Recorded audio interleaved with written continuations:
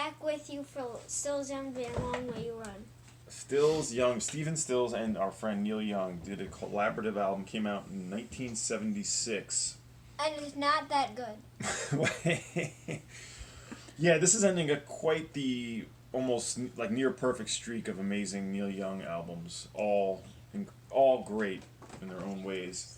And this album originated as a CSNY album, Crosby, Stills, Nash and Young album, that was coming together after their famed 1974 tour. I think they called the Tour of Death or something like that. It was like one of the most excessive, overblown, expensive tours that I think they grossed a lot of money, but they spent a lot too. So I think it ended up being almost a wash, they said. So it was a tour that took a lot out of them.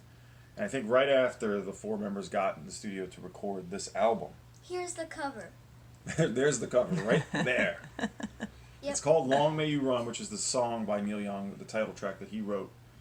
So the Crosby and Nash were going to be on this album as well. However, at some point along the way, they left to go finish their own album. And I guess Stephen Stills and Neil Young reacted poorly, or maybe justly, and said, "You know what? Your vocals are off the album." So they pulled stripped the vocals off. We do not have this record, so. Yes. By the way, we don't have this album. That is why you just saw my dad's phone playing on Spotify instead of a record. Yeah, I don't have a tape, or we couldn't find the record nearby. So. Not something we need. No, we don't. I don't think we need this one. About that, Journey Through the Past is gonna come soon. So. We might remember, but Journey Through the Past we were gonna do when we did Harvest. We're gonna come back to it as a special episode. So this was released in September of 1976. So rather than it being a Crosby, Stills, Nash and Young album, Neil Young and Stephen Stills finished the album and just called it the Stills Young Band, and that is what we have here. And wow.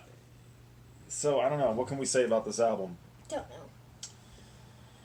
There was a tour. We should talk about the tour in a second, but let's talk about the album. The album itself, my guess is Stephen Stills was the main production. Yeah, looking at the entry page here. Pretty good guess. He did the production and the mixing of this album, and it sounds like it. He's the part of it that's not really the... Mm-hmm. Yeah.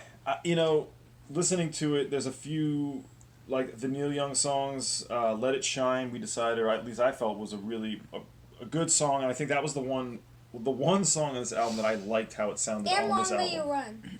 Long May You Run is a popular Neil Young song, actually, but I kind of don't really dig that version. Mm-hmm.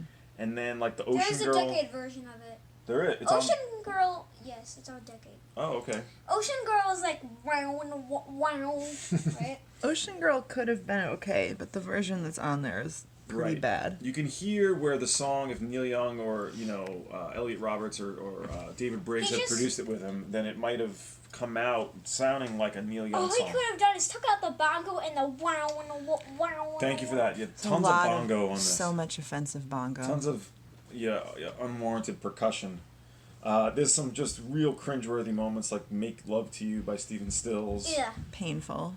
12/8 Blues, really rough. The two tracks that I really are bad are Make Love to You and 12/8 Blues, all the same. Guardian Angel was not really good. The last song by Stephen Stills, yeah, that was offensive, but not quite as offensive as those other ones. Like I said, the Let It Shine song, the way they did it was good, but you can even hear Stephen Stills, what he puts on it, it seems like it just didn't belong. It says right here, Make Love to You is 5 minutes and 10 seconds. It felt like 20.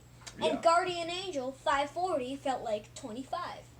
Yeah, it's interesting that he can make Zuma and Tonight's the Night and what we're gonna hear in talk about next time, Hitchhiker, and then at the same time made this. But don't you think that speaks to the same thing? You'll see like a great actor, for example, in a real pile of garbage movie if it's bad directing and writing. Absolutely. So I think that maybe we need to give David Briggs a little more credit because clearly production matters, because this was just destroyed.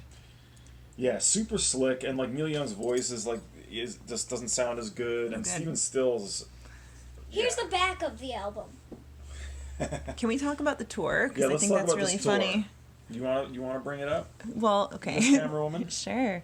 So we read a little bit about this tour, which was a train wreck, maybe to say it kindly. It started in June of '76. It says here, right before the album came out. There was something. I think there were like 36 dates or something planned. It was a big giant tour planned, and then after 16, Neil bailed via telegram. Well, before that, he said eat a peach. Hold on. Yeah, before that, I guess Stills was getting very bad reviews. There was one headline that said, "Young hot, Stills not." He was getting increasingly more upset about it.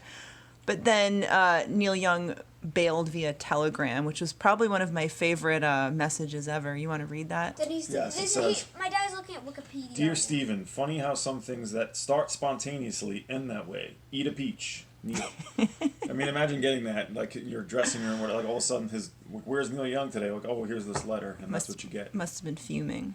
He probably was pretty pissed off. And then they canceled the next date. Stills did 3 more by himself, and then the last... Those must have been rough shows. 16 dates were just canceled. So it went down in flames. Yeah, and this album, they never would get together again as a Stills Young band. Which is a good thing. It seems like, looking at the history here, it seems like it sold pretty well based on just their names. Although they did have Crosby, Stills, Nash and Young. We're not going to hear those, are we? No.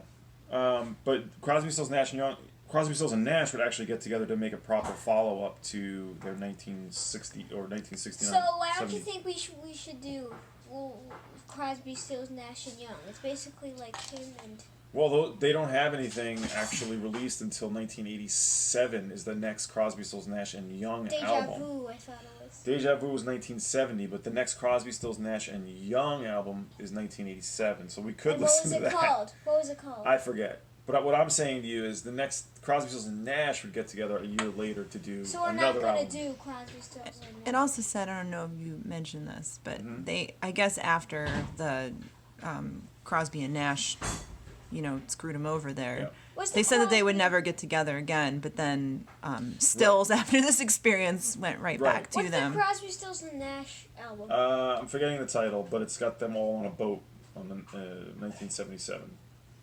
But in any case, the Stills Young Band, Long May You Run. Shakey's. What do you think? You wanna Shakey's, talk about I'll Shakey's? give it 4. All right. 4. I think that's pretty generous, actually, but that's your opinion. I'm going to give it 2.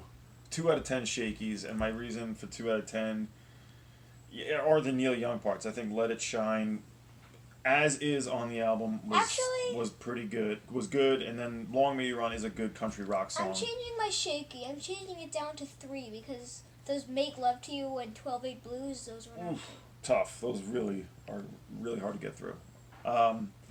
This is a poor album. Neil Young was involved in it, and he only brings it above a 0 by 2 for me. Sorry to say this, but it is. How about you, Miss Cameron?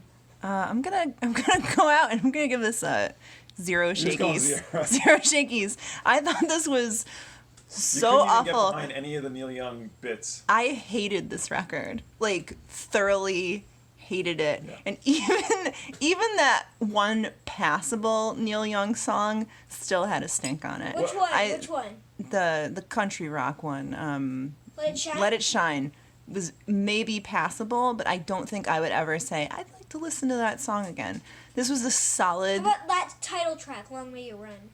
Didn't care for it. This was a solid 0 Shakey's for me. I hated this record. It was awful. Okay, hated. But you especially did like Make Love to You and 12/8 Blues. That was one of the cringiest songs I've ever heard in my life. So, Make Love to You? Yes. One other thing, so like looking at this, like they clearly didn't write anything together, and it's like there's not. Oh, it shows. Out of most of the album, like you don't actually hear them on the same songs. I think there's one. I think Fontainebleau by Neil Young song. I think you can hear them both singing. Other than that, it sounds like if they made it even separately. Fontainebleau was okay. So that's how you got your 3, I suppose, right? I'm sticking with 2 out of 10 Shakey's. I'll never listen to this album again, probably. I'm sorry to say this, everyone, but it's true. Trash. Stunk. But the good news is, right at this time, a month before this was released, Neil Young did a 1-day session called Hitchhiker, which we're going to review as a Neil Young Archives release. Which next. goes way back up. Yes, so I'm looking forward to getting into that. Me too. I'm looking forward to never hearing this again. Yeah. Yes, and this, I'll tell you, this album, it's not, well, it's especially not like his 70s albums, and it's just it's not good. No. No. All right. Thanks for watching Quarantine Hearts. Bye. Bye.